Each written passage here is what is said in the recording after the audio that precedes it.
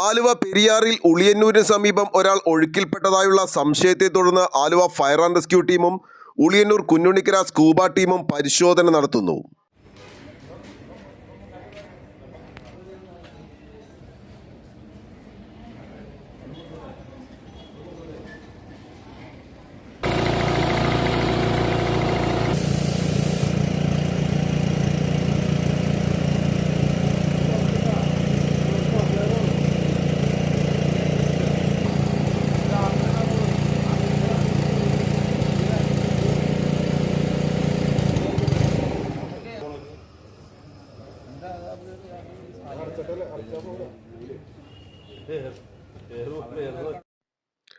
ഇന്ന് രാവിലെ സമീപത്തെ ഫ്ളാറ്റിലുള്ളവരാണ് ഒരാൾ മുങ്ങിത്താഴുന്ന നിലയിൽ കണ്ടത്. തുടർന്ന് ബന്ധപ്പെട്ട അധികാരികളെ വിവരം അറിയിച്ചതിന്റെ അടിസ്ഥാനത്തിലാണ് ഇപ്പോൾ ആലുവ പെരിയാറിൽ ഉളിയന്നൂർ പാലത്തിന് താഴെ പരിശോധന നടത്തുന്നത്.